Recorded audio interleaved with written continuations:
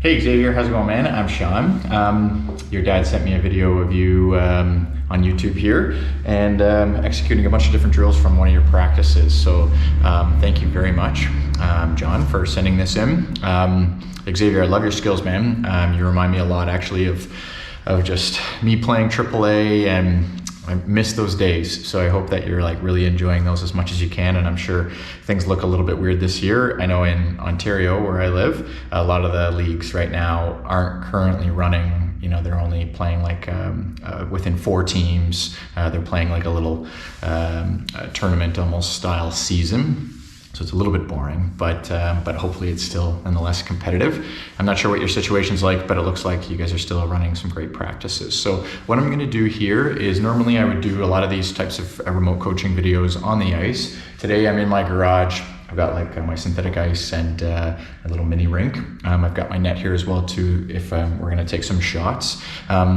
Just going through your video a couple times, I noticed at the end of the video, your shot's unreal, man. I love how like you're incredibly accurate even from a distance, which is super cool. So yeah, I want to go over basically all of the drills within this video. And what I'm going to do here is, just so that it's easy, I'm just going to kind of hold my phone up and we can get to it kind of that way. So I think one of the first drills was one of your skating drills that you guys did. I don't think we need too much of the audio here, but the only thing that I really noticed, I know kind of when we're doing these sorts of drills, we're beginning a practice maybe, and we're more or less just kind of going through the motions and sort of setting up like a bit of a warm up, break a sweat and that kind of thing. And it's more so built as a drill to exercise all of those skills that you're about to use maybe in a game or in the rest of the practice. But one thing that I noticed was, I bet you could skate faster than that. So this is kind of like a tactic that I use with a lot of kids. And what I want you to do is essentially, I'm not sure if you're any of the leaders on the team, assistant captain or captain or anything like that, but what I'd like you to do is act like the captain or act like the leader. Think of whoever your favorite player maybe Claude Giroux, if you guys are from Philly, or I don't want to say his name because maybe he's your arch rival, but Crosby. Imagine what these guys would be like in their practices and how they would lead by example, which doesn't just essentially mean like they're very vocal in the dressing room or on the ice, but it just essentially means through their actions, they are practicing at their top level. So when we're doing a lot of these drills, I'll go through a lot of these again. I want you to focus on giving 101% effort. So 100% effort means I'm skating as fast as I possibly can. 101% effort is I'm skating as fast as I possibly have ever skated in my entire life. And that's how I want you to do every single drill for the entire, you probably only have like 50 minutes or an hour and a half practice tops. That's not a lot of exertion. I'm actually just coming from the gym right now. So I've already broken a sweat, and I was there for an hour and a half. That entire time I was working as hard as I possibly could. And then once I exited the gym, I get to relax, make a nice video with you, and that's my rest time, my rest period. So when you're out here, I think in running through a lot of these drills, it looks like your skill's very good. There's only a few things that I'm going to talk about basically in terms of how to, get a little bit lower in your stance and things like that. Your backward skating's unbelievable. You got great strong legs, great push, great technique. It's just a little thing to fine tune in that sense. But the main focus is just an effort thing. It's a mentality thing. So I don't know where you want to go with your hockey, but no matter what, we should always give our most maximum effort. And if you have no other motivation than to do that for yourself, then think about all the fans that would be cheering for you every goal that you score, because you're that much faster because of how you skated in your practices, or your shot is that much harder. Your shot's actually unreal, but if it's that much harder and it's the intention to score is always present with every shot that you take in practice, what that's going to do is it's just going to flick on a switch inside your brain that no matter what, the second you hit the ice, whether it's a game or practice, you are dominant. You know what I mean? Dominant. There's this great, I was listening to a podcast a couple days ago of Tom Brady. I'm sure you know who he is. He was a quarterback when he was a younger quarterback for the Patriots, he still hadn't had a full spot on the team. And he never had an opportunity in a game to prove himself because they already had a starting quarterback. They wouldn't need to bring him in unless he was injured or something else happened. And what ended up happening, what he was tutored and told to do was that in every single practice, no matter what, treat it like it's a game. And what the coaches will notice is that, oh, okay, look at him. He's successful on this play. He was successful in this play, not this one. And that one that maybe he wasn't successful on in his practice, he beat the crap out of himself. He'd like, okay, I got to do better. I got to make sure that every opportunity that I get, I have to succeed. I have to make a play out of this. And so he treated his practices like they were games. And it was like a tryout, basically every practice. He had already made the team, but that didn't mean that he had made the starting position of quarterback, which is what he wanted. And so every single rep, every single drill, every skating drill, even if it's a monotonous, skate from the goal line to the blue line, do some step overs, do a tight turn or a pivot, do it at maximum speed. And what's going to end up happening is, in maximum ability, what's going to end up happening is not only will you be better, but even just through your demonstrations, whether you think they're looking or not, every other player on your team will notice that. Anytime I ever notice my captains, I got cut off there. Anytime I saw them giving that extra little bit of effort in each of their practices and each of their drills, I should say, in the practice, it was maybe noticed by me and by other players a little bit some of the time. But eventually you're just like, oh wow, this player is just, our captain is just an all-out workhorse. And that's how he got known. Me, I was known as a speedster, so I was like fastest one, not only on the team, but I wanted to be the fastest player in the league. And I'd probably say that's the reason why I can still skate fast today in my adult years. And I wanted to be a goal scorer, and I wanted to be known as a goal scorer. And so I got outside and I practiced my shooting all the time. Every day, before school and after school, I was shooting pucks. And then I wanted to be a playmaker, and that was obviously something that you could only kind of really work on in practices, 2-on-0s, 2-on-1s, and whatever else, and also in games. But I wanted to be like Gretzky. I wanted to score a bunch of goals, and I wanted to be able to set up my players. And so choose 3 or 4 main characteristics about yourself that you want to highlight and to showcase to yourself, to everybody, so that every year, no matter what, you make AAA, but also you're a superstar in AAA. And not only will your fans and your parents and anyone else who attends your game notice, who's that player out there? There'll also be the players on the other teams that will notice you as well too. And then that will lead into scouts, and that will lead into maybe other opportunities, whether you want that or not. No matter what, it's a life lesson. We're always giving maximum effort, especially in sports. That's why I love sports so much. That's why I love hockey so much, because it's a game of speed. And so above anything else, show off that speed. And so, sorry about that 15-minute rant, but I just want you to give a little bit more effort in every single one of your drills. And I'm sure now that we've talked about it, you will. Okay, so as we're doing these step overs, great. There's not much to work on in terms of technique. The only thing that I might say is in our step overs, good. We're focusing on quickness, but we're also focusing on power. So I want 2 things to be happening. Not only do I want you doing your step overs quick, I want you also focusing on power. So what I mean by that is, this is me doing step overs, and this is me doing step overs with some power. And I was able to move from point A to point B faster, more explosively, because I was not only adding quickness, but I was combining quickness with power. And so think, every single time that you do it, launch yourself off your left leg and launch yourself off of your right leg. And just, the other thing is, as you stepped over, as soon as this leg touched down, this leg kind of slid backwards, and I want you to avoid that. I actually want a step over to look more so like this, so that both feet are directly underneath you. If this leg is behind here, and I try pushing off of that leg, I won't be able to get as much grip than if I won't be able to get as much grip from here off of this right leg than if it was underneath me. All of my upper body weight can now flow through this because underneath my chin is that leg.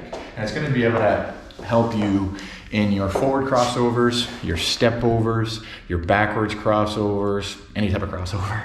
It's gonna help you be able to explode more. And so how we work on that is in our step overs, do them slow. Get on your outside edge, cross over, make sure both feet are right beside each other.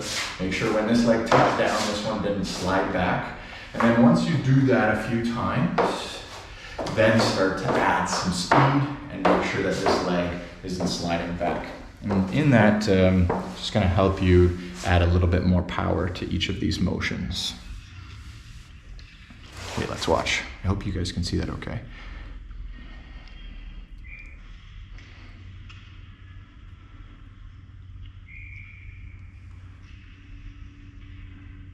Great.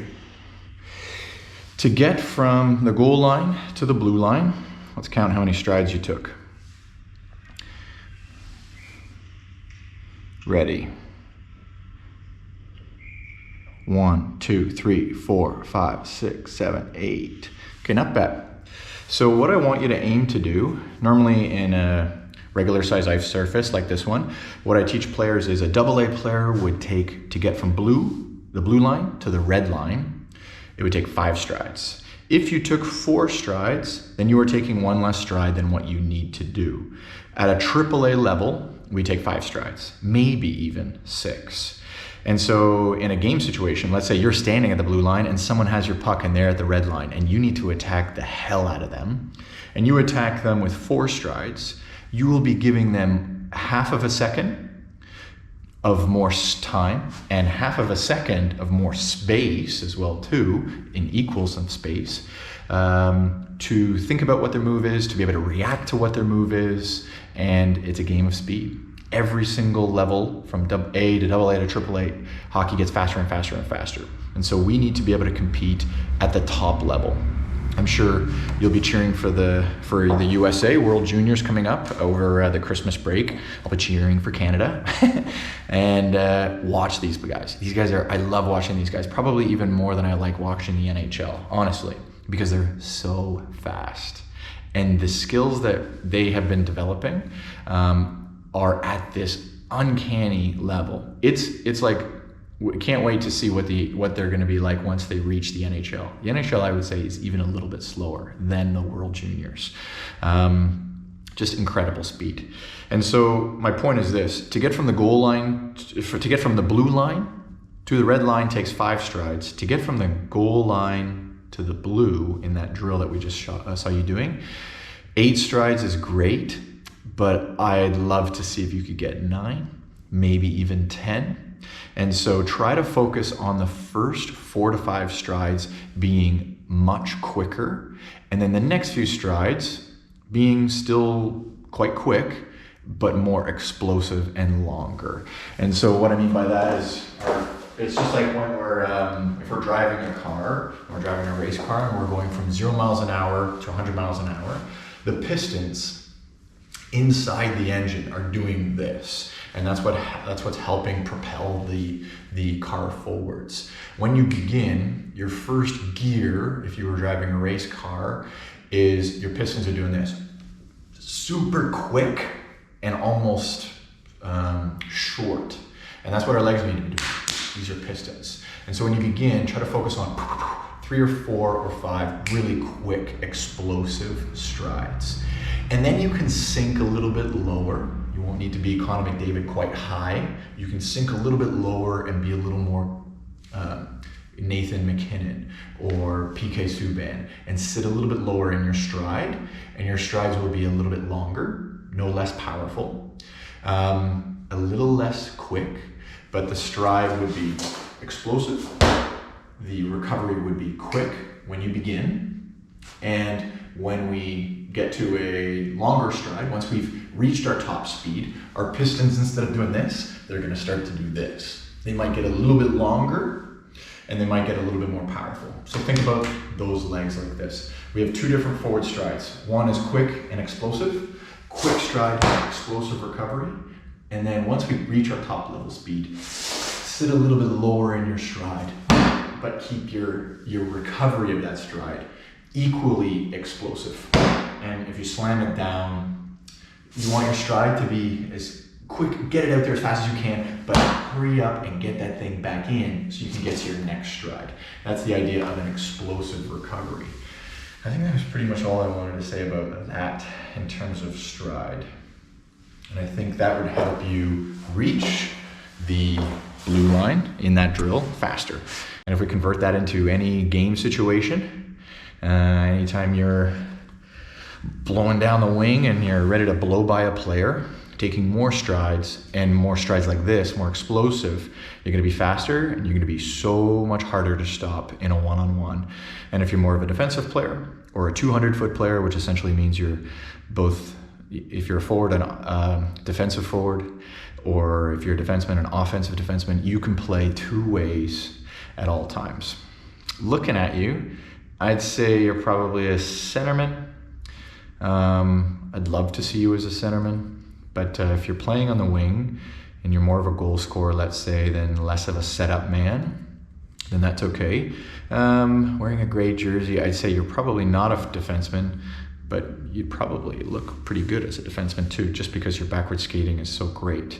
I'd be interested to see you in a game situation in how you respond to being aware on the ice. At any time on the ice, Xavier, can you close your eyes in a game and know where everybody is on your team without even, like, you're just perpetually aware, okay, there's my guy, there's defenseman, everybody's there, and where the defensemen are, where the opposition is on the other team. It's a good thing to know where they are so that the second you get the puck, you don't have to get your head up and think, what do I need to do?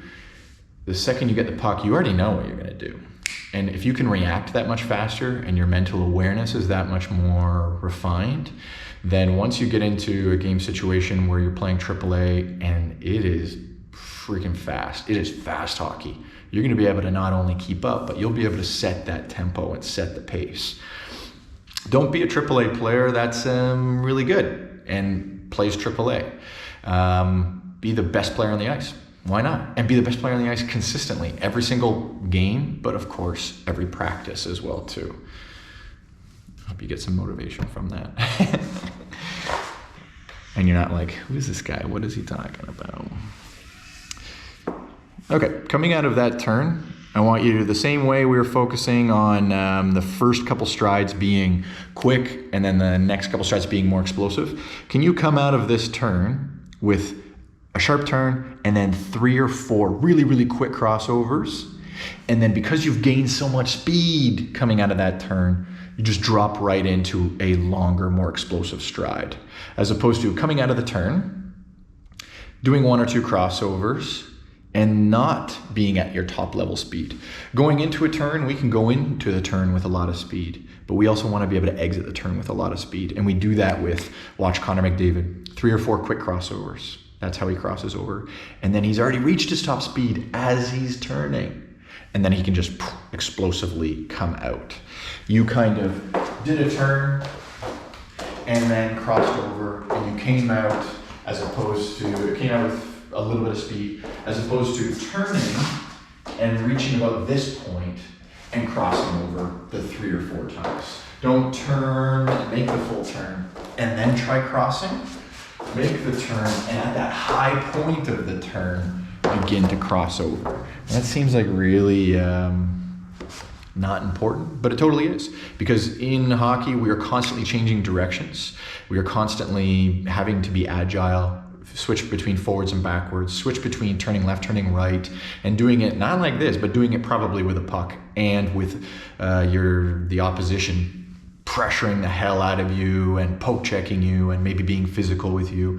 And so it's really important that if our speed is up to the next level, then you're gonna be hard to stop. You're just gonna be hard to stop. And so in turning, and because we're changing direction all the time, you gotta be really good at that. So just watch some Connor McDavid stuff and just look at his legs. Just watch his legs as he does a turn, as he gets the puck and steps around a defender. Cross, cross, cross, cross, cross, cross, cross. He's incredible. Next level speed. So here we go. 1, 2. They're more powerful strides as opposed to quick. And I just want you to start with 2 or 3 quick and then get into powerful. Good, not bad. In your forward stride, the quick first couple strides, quick, and then you're gonna sink into a longer stride after those 4 or 5 strides. This is your stride. Here's your hip and here's your knee, Xavier. Can you, while this leg goes backwards, can you send this leg forward more so that almost the hip and the knee are nearly in line with each other? This is your forward stride. This would be Nathan McKinnon's stride. He's bent a little bit lower, hip and knee are in along the same line, and he's bent his back a little bit more, but he's kept his chest up.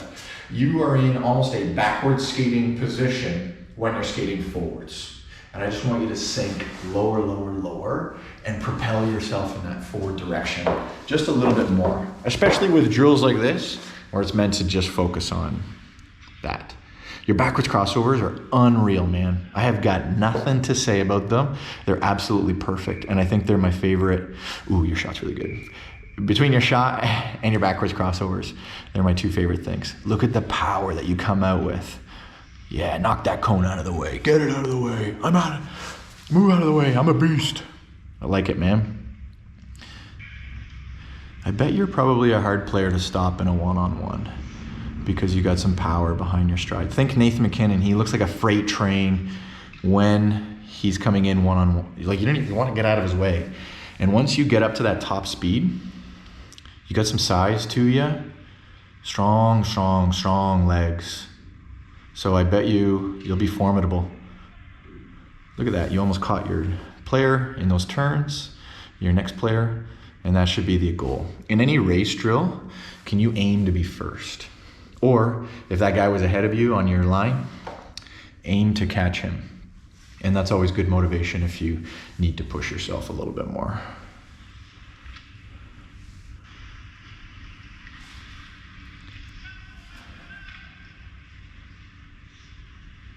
Just cross over half a second sooner.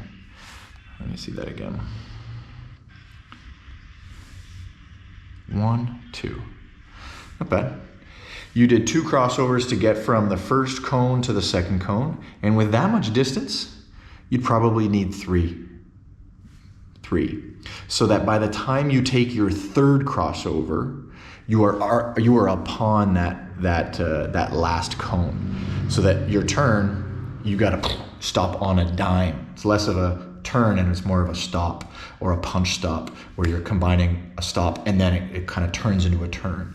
And what that's going to do is between those distances, just like when we skate from blue line to red line, it takes 5 strides. It doesn't take 4 unless you want to play AA. It takes 5. That's what a AAA player would do. And so when we're turning and there's distance like that between, at least 3 crossovers.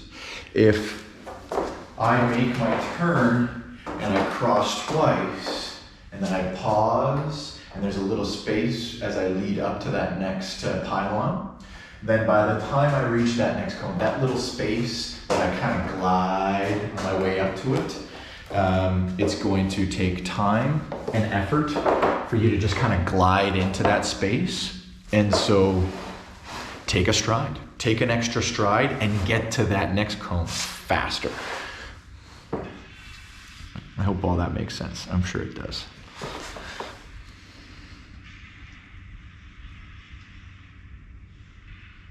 These drills are all right, but I know what they're made for. They're made to kind of just put you through the motions. Let's get these guys skating. And they're not my favorite type of drills because it's so easy to go through the motions when you do drills like this. And so if your coach doesn't know better, it has nothing to do with you saying, hey, can we just not do that drill to your coach?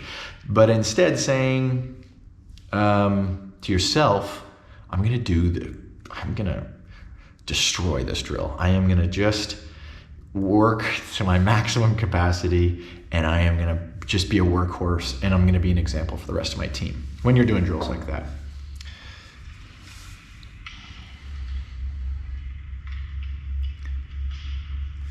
Between each of those pylons, 2 quick crossovers instead of 1 crossover. Look at this, 1 crossover, 1 crossover, 1 crossover to get to the net, 1.5.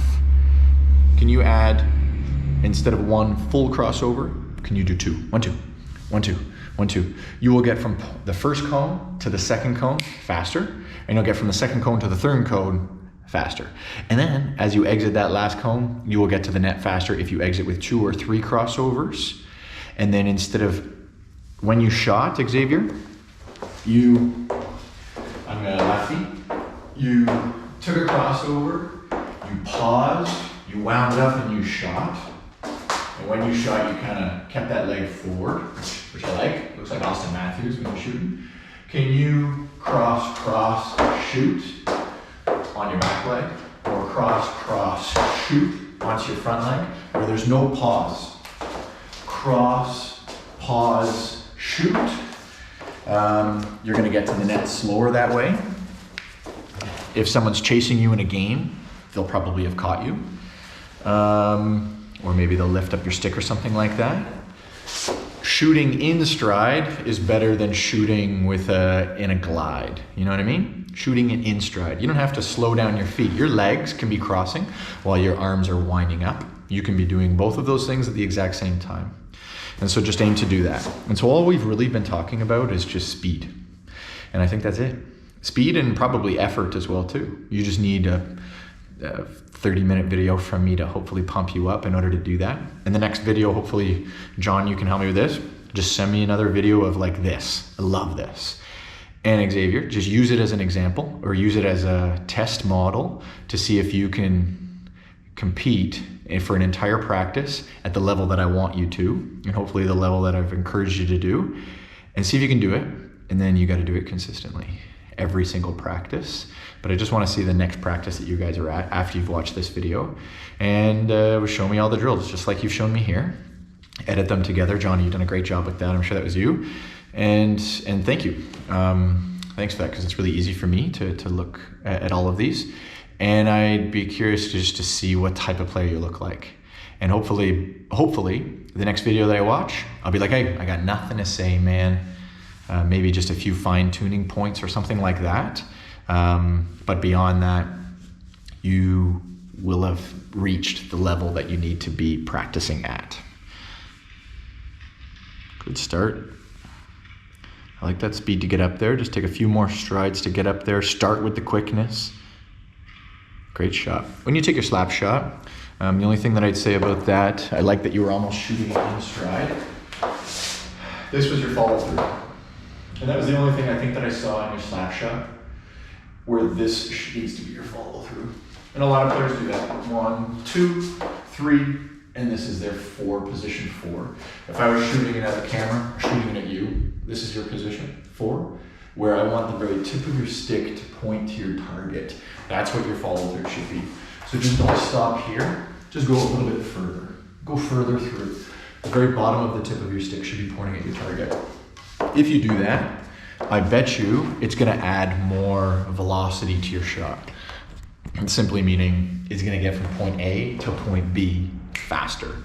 And it's gonna be heavier. If it hits the goalie in the chest, ooh, I want him to be like pushed back. Did you ever watch those old Mighty Ducks movies on Disney? The guy slap shot, Fulton or whatever his name was, took a slap shot and the goalie like got pushed back. It was ridiculous, but it was also, that's what we want to aim to do. Make your shot heavy, you know? Heavy, heavy, heavy. We don't want to just go through the motions with the slap shot. I like your technique. Honestly, I have nothing to say about it. I like that your head was up just before you shot. You were looking to see how can I score. Instead of just taking a slap shot, you were shooting to score. And I think that's one of your best qualities. And in the slap shot, I would just say your follow through needs to be a little bit more explosive. You've got some weight that you can place into your shot. You know how to do that, and a lot of players don't. In a wrist shot, slap shot, a snap shot, or a heavy shot like a slap shot. So what I mean by that is just 1, 2 can be fairly slow, but 3, 4, almost like you kind of just went through the motions. Can you make 3, 4 the most explosive motion that you've ever taken?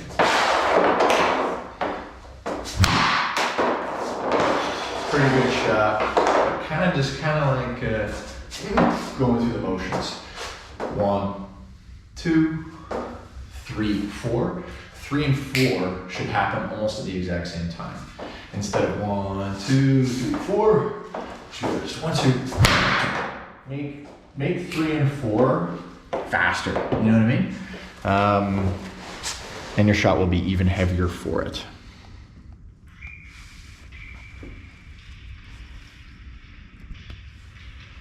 Head up a little bit more. When we are at the first cone, can you look at the second cone? When you're at the second cone, can you look at the third cone? Instead of having your head sort of down and using your peripheral vision to locate that next pylon, can you actually look at it? And when you're at the first cone, start practicing as if that's a player. The cone is a player. You're trying to get around that's what the cone is there for. You're getting around the first player, getting around the second player. Add in the 2 crossovers in between each cone. We know that already, and you'll get there faster. But pretend like those pylons are actual defensemen, and you need to beat them. You need to get around them. And if you have your head up and you know how you're going to step around them, then because your head is up, you're aware of how you can step around them. I'm going to beat them on this side. I'm going to beat them on this side. Maybe you're going to beat them with a heel plant and you step around, or an inside leg slip and you step around, or a punch stop and then you step around, or a quick crossover as you cross into it, or anything like that. Any type of deke move that you want to do with your legs and your hands, you can do it and you know how to step around them. This is game awareness, having your head up. Gretzky said that Gretzky always knew where his teammates were at all times. He knew where the opposition was at all times, and he was just aware. It's a mental thing. Yeah. Okay, I'm gonna go back just.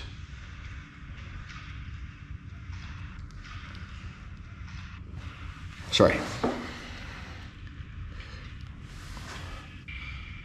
Oh, you know what? I wanted to look at your shot. Snipe, man. You're a good goal scorer. Goalie's not really trying too much on that last play, but I like your hands, man. Great hands. I like the off-leg shot.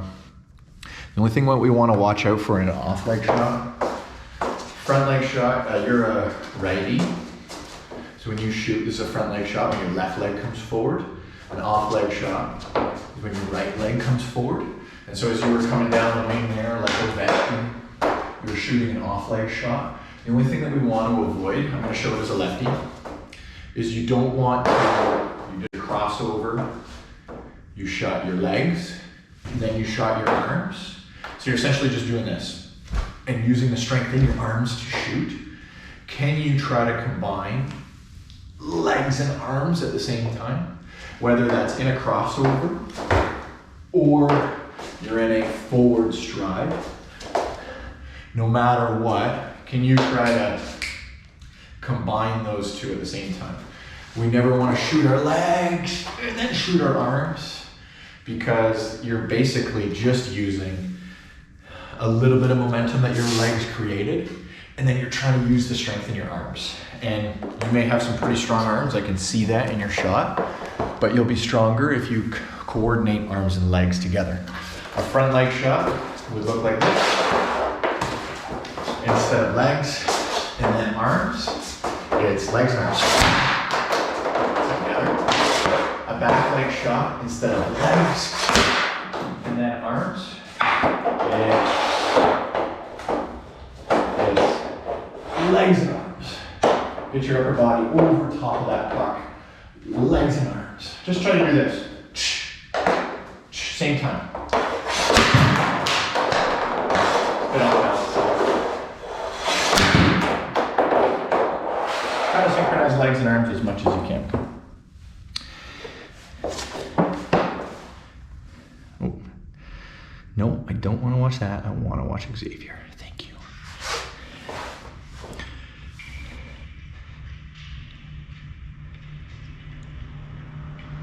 I love those hands, man. Super smooth. The reason why your leg came forward is because in your off leg, you shot legs and then you shot arms. And because you shot legs before arms, you did this. Legs, arms. And your leg actually came forward. And so that's how I know that you shot legs. I could see it, but you shot legs and then arms. Instead of this, and almost chest coming away from your target, take a stride. This is what your shot should look like on your off leg. This is what it should look like on your front leg. It should look exactly like a stride. You know what I mean? Not like this.